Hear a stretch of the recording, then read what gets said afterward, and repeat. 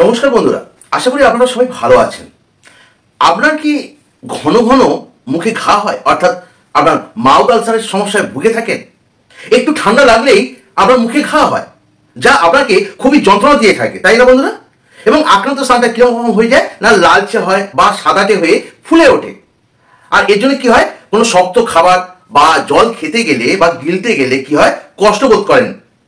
তাহলে কি আপনি স্টোমাটাইটিসে আক্রান্ত হয়েছেন? যদি হয়ে থাকেন তাহলে এই সমস্যাকে প্রথম থেকেই গুরুত্ব দিন, একে একদমই অবহেলা করবেন না। যদি এই বারে বারে আপনার মুখে ঘা হওয়ার সমস্যা হয়ে থাকে তাহলে একে একদমই অবহেলা না করে খুব তাড়াতাড়ি নিকটবর্তী ডাক্তারবাবুর সাথে পরামর্শ করুন।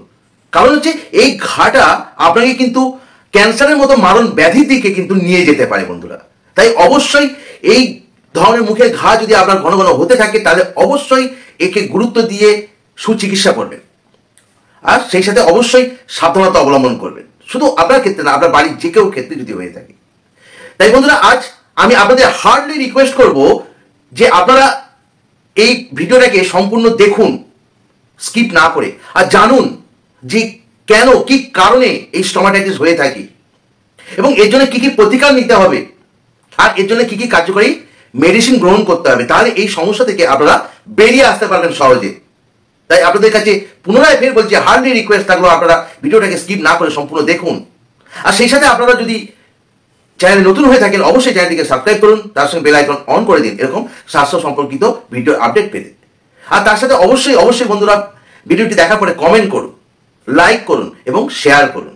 আপনারা কমেন্ট, লাইক, শেয়ার করলে মোটিভেট হওয়া যায়, নতুন নতুন ভিডিও আনতে খুবই ভালো লাগে, মন চাঙ্গা হয়ে ওঠে বন্ধুরা। তাই আপনাদের কাছে হার্ডলি রিকোয়েস্ট, এই রিকোয়েস্টটা আপনারা রাখুন। আমি ডক্টর রাজদীপ মন্ডল, আপনাদের চ্যানেল বাংলা হোমিও হেলথের পক্ষ থেকে সবাইকে শুভেচ্ছা জানিয়ে আজকে আলোচনা শুরু করছি। প্রথমেই জানা যায় যে স্টোমাটাইটিস জিনিসটা কি না। স্টোমাটাইটিস হচ্ছে একটি ইংরেজি শব্দ যার অর্থ হচ্ছে মুখের ভিতরে ইনফ্লামেশন হওয়া, অর্থাৎ প্রদাহ হওয়া। গ্রিক শব্দ থেকে এসছে স্টোমা কথাটা, STOMA, স্টোমা। এর মানে হচ্ছে মাউথ, মুখ, মুখগহ্বর।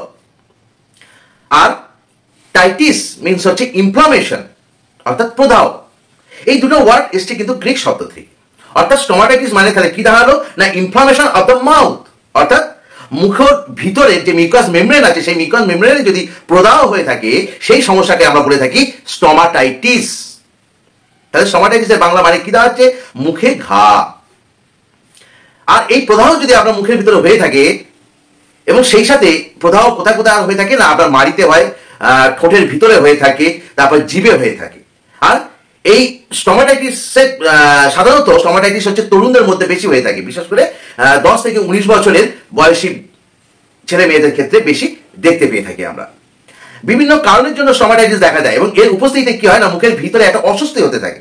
আর এরপরে কি হয়, খেতে গেলে, ঘুমাতে গেলে, কথা বলতে গেলে প্রচন্ড সমস্যা হয়, ব্যথা অনুভব হয়ে থাকে, তার মধ্যে একটা অস্বস্তি হতে থাকে শরীরের মধ্যে। এবার আমরা জেনে নেবো যে এই স্টোমাটাইটিস কি কি কারণের জন্য হয়ে থাকে। কারণগুলো কিন্তু খুবই গুরুত্বপূর্ণ, এগুলো ভালোভাবে আপনারা শুনবেন। প্রথমেই যে কারণটা হচ্ছে সেটা হচ্ছে কোল্ড সোর। এই কোল্ড সোর অর্থাৎ ঠান্ডা, অত্যাধিকভাবে ঠান্ডা লেগেছে তার থেকে, এবং তার থেকে কি হয় না, হার্পিস সিমপ্লেক্স নামক ভাইরাস তারা অ্যাক্টিভ হয়ে যায়, গিয়ে কি করে আপনার মুখের ভেতরে স্টোমাটাইটিস ডেভেলপ করে। নেক্সট হচ্ছে ফাঙ্গাই, ছত্রাক, তার সংক্রমণ, যেমন হচ্ছে ক্যান্ডিডা অ্যালবিকেন্স। সবচেয়ে বড় দায়ী ছত্রাক হচ্ছে স্টোমাটাইটিসের ক্ষেত্রে ক্যান্ডিডা অ্যালবিকেন্স। এই ক্যান্ডিডা অ্যালবিকেন্স যদি আপনাকে সংক্রমিত করে থাকে তাহলে তার থেকেও কিন্তু স্টোমাটাইটিস হয়ে থাকে। নেক্সট হচ্ছে পুষ্টির অভাব, এটা একটা কিন্তু অন্যতম বড় কারণ স্টোমাটাইটিসের।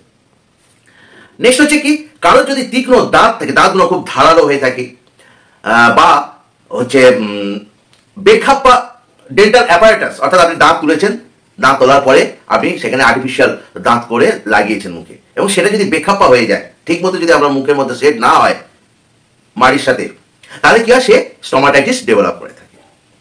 নেক্সট হচ্ছে মাড়িতে যদি কোনো রোগ হয়ে থাকে, বিশেষ করে পাইরিয়া, জিঞ্জিভাইটিস, এই সমস্ত রোগ যদি আপনার হয়ে থাকে তাহলে তার থেকেও কিন্তু স্টোমাটাইটিস ডেভেলপ হয়ে থাকে। নেক্সট হচ্ছে হাইপার সেন্সিটিভ খাবার, তামাক চিবানো, অর্থাৎ গুড়াকু, এগুলো চেবানো, ধূমপান করা, প্রচন্ড গরম খাবার খাওয়া বা পানীয় খাওয়া, তার থেকেও কিন্তু স্টোমাটাইটিস হয়ে থাকে। নেক্সট হচ্ছে কেমোথেরাপি বা থেরাপিউটিক রেডিয়েশন বা মির্গি রোগ বা রিমাটয়েড আর্থারাইটিসের জন্য যে সমস্ত মেডিসিন আপনারা খাচ্ছেন তার থেকেও কিন্তু স্টোমাটাইটিস ডেভেলপ হয়ে থাকে। নেক্সট হচ্ছে সার্জিক্যাল কোনো যদি ট্রমা হয়ে থাকে, কোনো সার্জারি করতে গিয়ে অর্থাৎ দাঁত তুলতে গিয়ে একটা ট্রমা হয়েছে, সেটাকে কেয়ার না করার জন্য কি হচ্ছে, স্টোমাটাইটিস ডেভেলপ করে দিচ্ছে আবার মুখের ভিতরে। নেক্সট হচ্ছে ঠোঁট, জিভ বা চিবুকে গুরুত্বপূর্ণ কিংবা ক্রমাগত কামড় যদি খেতে থাকেন তার থেকে স্টোমাটাইটিস হয়ে থাকে। এছাড়া টুথব্রাশ করতে গিয়ে সেই ব্রাশের ট্রমা হয়ে গেছে, ব্রাশটা কি করছে মুখের ভেতরে আপনাকে ট্রমা করছে, তার থেকে হয়ে থাকে স্টোমাটাইটিস। এই সমস্ত কারণগুলোর জন্য কিন্তু স্টোমাটাইটিস আমাদের হয়ে থাকে। এবার আমরা জানবো যে এই কারণ, যে সমস্ত কারণগুলো বললাম সেই সমস্ত কারণ অনুসারে স্টোমাটাইটিসকে আবার প্রকারভেদ করা হয়েছে, সেই সমস্ত প্রকারভেদগুলোকে জানবো। প্রথমে যার কথা বলতে সেটা হচ্ছে ক্যাটারাল স্টোমাটাইটিস। এটি হওয়ার অন্যতম কারণ হচ্ছে অত্যাধিক ধূমপান করা, নেশা জাতীয় মাদক গ্রহণ করা, মাড়ির সংক্রমণ হওয়া, নিয়মিত মশলাদার খাদ্য খাওয়া ইত্যাদি। এছাড়া শিশুদের ক্ষেত্রে শিশুরা যদি বেশি দিন ধরে জ্বরে ভুগে থাকে অথবা অপুষ্টিতে থাকে তার থেকেও কিন্তু এই ক্যাটারাল স্টোমাটাইটিস হয়ে থাকে। আর এই ক্যাটারাল স্টোমাটাইটিস হলে যে যে লক্ষণগুলো সেই সময় প্রকাশ পায় সেগুলি হচ্ছে মুখের ভিতরে মিউকাস মেমব্রেনটা লাল হয়ে যায় এবং সেই সাথে ফুলে যায়, জিভটা শুকিয়ে যায় এবং মুখের থেকে একটা দুর্গন্ধ বেরোতে থাকে। এই সমস্ত লক্ষণগুলো আমরা ক্যাটারাল স্টোমাটাইটিসের ক্ষেত্রে পেয়ে থাকি। নেক্সট যে প্রকারটা সেটা হচ্ছে ব্যাকটেরিয়াল ইনফেক্টিভ স্টোমাটাইটিস। অর্থাৎ এটি হওয়ার অন্যতম কারণ হচ্ছে বিভিন্ন ধরনের ব্যাকটেরিয়া দ্বারা গঠিত রোগ, যেমন হচ্ছে কর্নিব্যাকটেরিয়াম ডিপথেরিয়া দ্বারা গঠিত ডিপথেরিয়া, বা হচ্ছে স্ট্রেপ্টোকক্কাস পায়োজেন্স দ্বারা গঠিত স্কারলেট ফিভার, বা হচ্ছে টিপোনেমা প্যালিডেমা দ্বারা গঠিত সিফিলিস। এই সমস্ত ব্যাকটেরিয়ার দ্বারা যদি রোগ আপনার শরীরে হয়ে থাকে তার থেকেও কিন্তু কমপ্লিকেশনে স্টোমাটাইটিস ডেভেলপ হয়ে থাকে। এই ধরনের স্টোমাটাইটিসের যে আলসার ডেভেলপ হয় অর্থাৎ যে ক্ষত ডেভেলপ হয় সেই ক্ষতটা ইরেগুলার শেপে হয়ে থাকে, অর্থাৎ অনিয়মিত ও অমসৃণ প্রকৃতির আলসার হয়ে থাকে। নেক্সট হচ্ছে ভাইরাল ইনফেক্টিভ স্টোমাটাইটিস। এটি হওয়ার অন্যতম কারণ হচ্ছে বিভিন্ন ধরনের ভাইরাস, যেমন হচ্ছে herpes simplex, herpes zoster, measles morbilli virus ইত্যাদি সংক্রমণে স্টোমাটাইটিস হয়ে থাকে। নেক্সট হচ্ছে ফাঙ্গাল ইনফেক্টিভ স্টোমাটাইটিস। এর অন্যতম কারণ হচ্ছে ফাঙ্গাই অর্থাৎ ক্যান্ডিডা অ্যালবিকেন্স নামক ফাঙ্গাই, এর দ্বারা স্টোমাটাইটিস ডেভেলপ হয়ে থাকে। আর এটা কিভাবে ডেভেলপ হয়ে থাকে না, যে সমস্ত ব্যক্তিরা প্রচুর পরিমাণে স্টেরয়েড বা অ্যান্টিবায়োটিক ওষুধ খেয়ে থাকেন তাদের এই সমস্যা আক্রান্ত হওয়ার সম্ভাবনাটা সবচেয়ে বেশি দেখা দেয়। এই ধরনের স্টোমাটাইটিসের সংক্রমিত স্থানগুলি খুব ড্রাই থাকে অর্থাৎ শুকনো হয়ে থাকে। নেক্সট হচ্ছে অ্যালার্জিক স্টোমাটাইটিস। কিছু কিছু খাদ্যবস্তু আছে যা কিছু কিছু ব্যক্তির কাছে তা অ্যালার্জিক উৎস হয়ে দাঁড়ায়, তাই সেই ধরনের খাদ্যবস্তু গ্রহণ করার কারণে সেই সমস্ত ব্যক্তিদের স্টোমাটাইটিস হতে দেখা যায়। নেক্সট হচ্ছে স্টোমাটাইটিস ডিউ টু ম্যালনিউট্রিশন। এটি এক ধরনের ম্যাল অ্যাবজর্পশন সিন্ড্রোম। তাছাড়া এটি ভিটামিন এ এবং ভিটামিন বি কমপ্লেক্স এর অভাবের কারণে কিন্তু স্টোমাটাইটিস হয়ে থাকে। নেক্সট হচ্ছে অ্যাপটাস স্টোমাটাইটিস, যেটা খুবই পরিচিত। আপনারা বেশিরভাগই স্টোমাটাইটিস এই অ্যাপটাস স্টোমাটাইটিস নামেই জেনে থাকেন। যারা বিভিন্ন ধরনের গ্যাস্ট্রোইন্টেস্টিনাল ডিসঅর্ডারে ভুগে থাকে, বিশেষ করে শিশুদের প্রায় এক ধরনের মুখের ঘা হতে দেখা যায়। এই মুখের ঘা বারে বারে একের পর এক হতে দেখা যায় তাদের মধ্যে, অর্থাৎ এই অ্যাপটাস স্টোমাটাইটিস এটা শিশুদের ক্ষেত্রে আমরা বেশি দেখে থাকি, তবে কি বড়দের ক্ষেত্রে হয় না? অবশ্যই হয়। তার যদি পিছনে যে কারণটা বললাম যে গ্যাস্ট্রোইন্টেস্টিনাল ডিসঅর্ডার, এই গ্যাস্ট্রোইন্টেস্টিনাল ডিসঅর্ডারে যদি ভুগে থাকেন তাহলে কিন্তু স্টোমাটাইটিস হওয়ার প্রবণতা আমরা সবচেয়ে বেশি থাকবে। কোন স্টোমাটাইটিস? Aptus stomatitis. নেক্সট, আর এই অ্যাপটাস স্টোমাটাইটিস এই ঘা গুলো সাধারণত মুখের ভিতরে, মাড়ির পাশে, জিভে কিংবা ঠোঁটে হয়ে থাকে। আর বেশিরভাগ ক্ষেত্রে এই ঘা বা আলসার কোনো কারণ এর কেন হচ্ছে তার কোনো কারণ খুঁজে পাওয়া যায় না, শুধু একমাত্র এই গ্যাস্ট্রোইন্টেস্টিনাল ডিসঅর্ডার ছাড়া। আর এই ধরনের আলসারগুলোকে আমরা বলে থাকি কি? Aphthous stomatitis. নেক্সট হচ্ছে stomatitis due to skin infection. চামড়া ইনফেকশন হচ্ছে, তার সঙ্গে স্টোমাটাইটিসের কি গল্প? অবশ্যই আছে বন্ধুরা। বিশেষ করে সেই ধরনের চামড়ার রোগ কি সেগুলো এবার আমরা জানবো। না, বিভিন্ন ধরনের চর্মরোগের কারণে মুখের ভিতরে কিন্তু আমরা মিউকাস মেমব্রেনে ইনফ্লামেশন হতে দেখি, অর্থাৎ স্টোমাটাইটিস হতে দেখি। কোন ধরনের চামড়া রোগের ক্ষেত্রে? না, লাইকেন প্লানাস, পেম্পিগাস, এই সমস্ত স্কিন ডিজিজের ক্ষেত্রে আমরা স্টোমাটাইটিস হতে দেখি। তাই এই গেল কারণ ভিত্তিক স্টোমাটাইটিসের প্রকার ভেদগুলো বন্ধুরা। এবার আমরা জেনে নেবো যে এই স্টোমাটাইটিস হলে কি কি লক্ষণ আমাদের শরীরের মধ্যে প্রকাশ পেয়ে থাকে। তার মধ্যে প্রথম যে লক্ষণটা আমরা দেখতে পাই, না স্টোমাটাইটিস হলে সেই আলসারে ফুল ফোটানোর মতো একটা ব্যথা অনুভব হয়ে থাকে, জায়গাটা লাল হয়ে থাকে, আলসার ডেভেলপ হয়ে যায়, আক্রান্ত স্থান ফুলে যায়, আক্রান্ত স্থানে ফোসকা মতো পড়ে, অর্থাৎ ব্লিস্টার ফর্ম করে। এছাড়া আর যে জিনিসটা দেখা যায় সেটা হচ্ছে ওরাল ডিসথেনসিয়া, অর্থাৎ সেই জায়গাটা অসারতা আমরা দেখতে পাই, নামনেস। আর কি পাই না, বার্নিং মাউথ সিনড্রোম দেখতে পাই। এই সমস্ত লক্ষণগুলো আমরা স্টোমাটাইটিস হলে আমাদের মুখের ভেতরে দেখতে পেয়ে থাকি।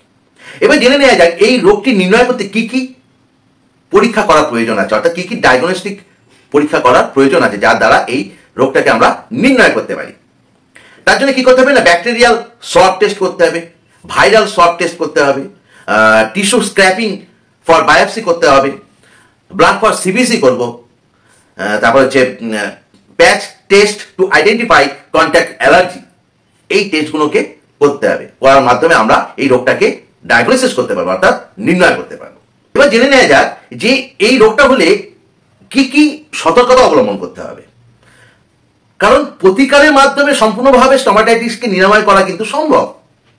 আর তার জন্য যে যে জিনিসগুলো করতে হবে সেটা হচ্ছে কি, মুখের স্বাস্থ্যবিধি মেনে চলতে হবে, অর্থাৎ ওরাল হাইজিন মেনে চলতে হবে। দুই হচ্ছে কি, হাইপার সেন্সিটিভ খাবারকে এড়িয়ে চলতে হবে, অর্থাৎ মশলাদার খাবারকে এড়িয়ে চলতে হবে। সঠিক পুষ্টিকর খাবার খেতে হবে, তামাক চিবানো যাবে না, ধূমপান বন্ধ করতে হবে, পর্যাপ্ত পরিমাণে জল খেতে হবে। এই সমস্ত সতর্কতা যদি আমরা অবলম্বন করতে পারি তাহলে আমরা খুব সহজেই স্টোমাটাইটিসকে প্রতিরোধ করতে পারবো। বন্ধুরা, এবার আমরা জেনে নিই যে এই রোগটিকে স্থায়ীভাবে মুক্তি দেওয়ার জন্য কি কি হোমিওপ্যাথিক ওষুধ ব্যবহার করতে হবে। তো বন্ধুরা, আজকে যে সমস্ত ওষুধগুলোর কথা বলবো এগুলো আপনারা একটু ভালোভাবে জানুন, শুনুন, কারণ খুবই আনকমন মেডিসিনের কথা আমি বলছি। কমন তো সবাই বলে, কিন্তু এগুলো আশা করি আপনাদেরকে কেউ বলেনি আজ পর্যন্ত। তো শুরু করা যাক, জানা যাক কোন কোন মেডিসিন। এক হচ্ছে লাইসিনাম, যেটাকে আপনারা অনেকে চেনে থাকেন হাইড্রোফ্লোভিনাম নামে। এই হাইড্রোফ্লোভিনাম অর্থাৎ লাইসিন, এর ক্ষেত্রে কি লক্ষণ আমরা দেখতে পাবো না, জল গিলতে গেলে অসুবিধা বোধ করে এবং সেই সাথে সর্বদা থুতু ফেলতে থাকে, স্পিটিং করে, থুতু ফেলে, এবং তার সাথে কি হয়, ঘন চটচটে লালা বের হতে থাকে, খুবই ঘন চটচটে লালা, স্টিকি, একদম মধুর মতো স্টিকি লালা বের হতে থাকে, এবং তার সঙ্গে সর্বদাই সে ঢোক গিলতে থাকে। এইরকম লক্ষণ যদি আমরা পেয়ে থাকি, খুবই আনকমন লক্ষণ, কিন্তু এগুলো আনকমন পিকুলিয়ার ক্যারেক্টারিস্টিক সিমটমস। এই সমস্ত লক্ষণগুলো যদি আমরা পেয়ে থাকি সেক্ষেত্রে হাইড্রোফ্লোভিনাম বা লাইসিনাম দারুণ কাজ করে, দারুণ দারুণ। আর তার সঙ্গে যদি আরেকটা আনকমন পিকুলিয়ার সিমটমের কথা বলি, সেটা যদি পেয়ে যান তাহলে একদম সোনায় সোহাগা যারা বলে তাই হয়ে দাঁড়াবে এই মেডিসিনটা। সেটা হচ্ছে ফিয়ার অফ ওয়াটার, জল দেখলেই ভয়, জলের কাছে যেতে চায় না, এই লক্ষণ যদি পেয়ে থাকে। নেক্সট হচ্ছে অ্যাসিড সালফিউরিকাম।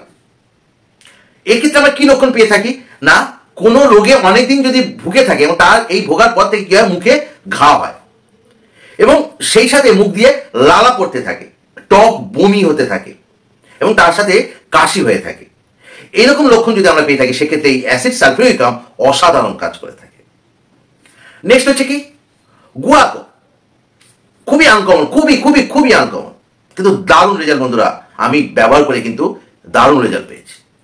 এটি হচ্ছে কি মুখে বা জিভে ঘা এবং সেই সাথে জিভটা ভারী লাগে, খুব ভারী লাগে এবং নাড়াতে গেলে, জিভটাকে নাড়াতে গেলে কষ্ট হয়। আর তাতেই কি হয়, পেশেন্ট কথা বলতে পারে না, কথা বলতে গেলে প্রচন্ড কষ্ট হয়, কারণ কথা বলতে গেলে জিভকে নাড়াতে হবে, নাড়াতে গেলেই প্রচন্ড কষ্ট হয়। আর তার সঙ্গে যেহেতু জিভটা ভারী আরো কষ্ট বেড়ে যায়। আর কি হয় না, সেই সাথে থাকে যে কিছু ঢোক মারতে গেলে অর্থাৎ গিলতে গেলেই তার কষ্ট অনুভূতি হয়ে থাকে। এরকম লক্ষণ যদি আমরা পেয়ে থাকি সেক্ষেত্রে গুয়াকো দারুণ কাজ করে থাকে মেডিসিন। নেক্সট হচ্ছে মার্কিউরিয়া সলিউবিলিস। এটা কমন মেডিসিন, খুবই আনকমন নয়, খুবই কমন। এটা একটা কমন মেডিসিন, সবাই ব্যবহার করে, কিন্তু এটা আমি ব্যবহার করি বলেই আপনাদের সাথে শেয়ার করছি। এতে কি লক্ষণ পাবো না, প্রবল জল পিপাসা থাকবে এবং তার সাথে কি জিভে ঘা থাকবে আর তার সাথে মুখ দিয়ে প্রচুর পরিমাণে লালা বের হতে থাকবে। আর রাত হলেই কষ্ট বেড়ে যায়, জিভের কষ্টটা রাত হলেই বেড়ে যায় দিনের বেলা, এবং তার সাথে লালা বের হওয়াটাও বেড়ে যায়। দিনের বেলা যতটা না লালা বেরোয়, রাত হলেই লালা বের হওয়ার মাত্রাটা আরো বেড়ে যায়। এরকম লক্ষণে আমরা মার্কিউরিয়া সলিউবিলিস ব্যবহার করে থাকি। হচ্ছে থুজা অক্সিডেন্টালিস।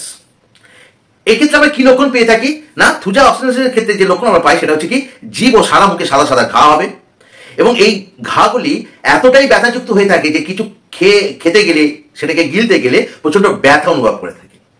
এবং তার সঙ্গে যদি আমরা এই রোগের পিছনে পজিটিভ ফ্যাক্টরকে যদি আমরা আইডেন্টিফাই করতে পারি, অর্থাৎ এই স্টোমাটাইটিসটা যদি কোনো ফাঙ্গাল গ্রোথের কারণে যদি ডেভেলপ হয়ে থাকে বা কোনো ব্যাকটেরিয়াল গ্রোথের কারণে যদি ডেভেলপ হয়ে থাকে, সেক্ষেত্রে এই থুজা অক্সিডেন্টালিস এক্সেলেন্ট কাজ করে থাকে। কারণ এই থুজা অক্সিডেন্টালিসের অ্যাকশন, মোড অফ অ্যাকশনই হচ্ছে অ্যান্টিফাঙ্গাল এবং অ্যান্টিব্যাকটেরিয়াল। তাই এক্ষেত্রে যদি আমরা আইডেন্টিফাই করতে পারি যে স্টোমাটাইটিসটি ব্যাকটেরিয়াল গ্রোথের কারণে বা ফাঙ্গাল গ্রোথের কারণে হয়েছে, তাহলে সেক্ষেত্রে থুজা অক্সিডেন্টালিস দারুণ কাজ করে। নেক্সট হচ্ছে সিপিলিনাম। সিপিলিনামের ক্ষেত্রে কি লক্ষণ পাবো? জিভ ও সারা মুখে ঘা এবং সেই সাথে মুখ থেকে অনবরত লালা বের হওয়া, এবং বিশেষ করে এই লালা বের হওয়াটা রাত্রে অত্যধিকভাবে বেড়ে যায় এবং তার সাথে মুখ থেকে দুর্গন্ধ বের হতে থাকে। এরকম ক্ষেত্রে আমরা সিপিলিনাম দারুণ রেজাল্ট পেয়ে থাকি। এবং তার সঙ্গে যদি আমরা পজিটিভ অর্গানিজমকে যদি আইডেন্টিফাই করতে পারি, অর্থাৎ সেই ব্যক্তি যদি সিফিলিসে আক্রান্ত হয়ে থাকে এবং তার থেকে যদি তার স্টোমাটাইটিস ডেভেলপ হয়ে থাকে, সেক্ষেত্রে সিপিলিনাম এক্সেলেন্ট রেমেডি চয়েস হবে। আর একটা জিনিস মনে রাখতে হবে যে এই সিপিলিনামের ক্ষেত্রে সেই সমস্ত ব্যক্তিদের ক্ষেত্রে এই সিপিলিনাম আক্রান্ত হয়ে থাকে যাদের মধ্যে আমরা অ্যালকোহলিজমের হিস্ট্রি পেয়ে থাকি, অর্থাৎ যারা ক্রনিকলি অ্যালকোহলিক নিয়ে থাকে, তাদের যদি স্টোমাটাইটিস হয়ে থাকে, সেক্ষেত্রে সিপিলিনাম এক্সেলেন্ট রেমেডি। নেক্সট হচ্ছে হাইড্রাস্টিস ক্যানাডেন্সিস, তবে এটি মাদার টিনচার ফর্মে আমরা ব্যবহার করব। এটাকে কি করব, কিভাবে ব্যবহার করব না, মাউথ ওয়াশ করার হিসেবে কাজ করে দেবো, অর্থাৎ এক্সটার্নাল। এটি কি করতে পারে, 1 কাপ জলে 15 ফোঁটা নিয়ে সেই জলটাকে মুখে নিয়ে কুলি করে, অর্থাৎ মাউথ ওয়াশ করে সেটাকে ফেলে দিতে হবে। এইভাবে দিনে 3 বার করে করতে হবে। এবং এর সাথে আরেকটা মেডিসিনটাকে মেশাতে হবে, সেটা হচ্ছে ক্যালেন্ডুলা মাদার টিনচার, অর্থাৎ হাইড্রাস্টিস ক্যানাডেন্সিস মাদার টিনচার এবং ক্যালেন্ডুলা মাদার টিনচার, এই দুটোকে সম পরিমাণে, অর্থাৎ 15 ফোঁটা করে 1 কাপ জলে দিয়ে সেই জলকে দিয়ে মুখটাকে ওয়াশ করে ফেলে দিতে হবে। এইভাবে দিনে 3 বার করবেন, দেখবেন এক্সেলেন্ট রেজাল্ট পাবেন আপনারা। আর এর আগে পর্যন্ত যে সমস্ত মেডিসিনগুলোর কথা বললাম, সেগুলো ইন্টারনালি নিতে হবে, অর্থাৎ খেতে হবে, এবং সবগুলি 200 পোটেন্সিতে খেতে হবে। এটা মাথায় রাখতে হবে বন্ধুরা। এতক্ষণ যে সমস্ত অজানা ওষুধের সন্ধানগুলো আপনাদেরকে দিলাম, সেগুলো ছাড়াও কিন্তু আরো অনেক মেডিসিন আছে যেগুলো সাধারণত আপনারা জানেন বা কোথা থেকে জেনেছেন। যেমন হচ্ছে নাইট্রিক অ্যাসিড, বোরাক্স, ক্যালিক্লোরিকাম, ক্রিওজোট, এই সমস্ত মেডিসিন। এগুলো তো আপনারা জানেন।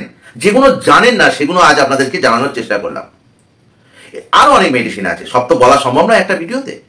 যেটুকুনি বললাম সেটাকে যদি আপনারা ভালোভাবে শুনে থাকেন এবং সেটাকে সঠিকভাবে সঠিক বিশেষজ্ঞের সাথে পরামর্শ করে যদি ব্যবহার করতে পারেন, তাহলে দেখবেন এক্সেলেন্ট রেজাল্ট পাবেন। কারণ আমি পেয়েছি, তাই জোর দিয়ে বলতে পারছি বন্ধুরা। ওকে বন্ধুরা, আজকে আলোচনাটি এই পর্যন্ত শেষ করলাম। আশা করি আজকে আলোচনা থেকে আপনারা অনেক কিছু নতুন নতুন জিনিস জানতে পারলেন। আর তার সাথে আশা করবো আপনাদের আজকে আলোচনাটি ভালো লেগেছে। যদি ভালো লেগে থাকে অবশ্যই চ্যানেলটিকে সাবস্ক্রাইব করুন, বেল আইকন অন করে দিন, এবং তার সাথে অবশ্যই বন্ধুরা কমেন্ট করুন, লাইক করুন, এবং তার সাথে ভিডিওটি শেয়ার করুন। সবাই ভালো থাকুন, সুস্থ থাকুন। জয়তু হ্যানিম্যান, জয়তু হোমিওপ্যাথি। ধন্যবাদ।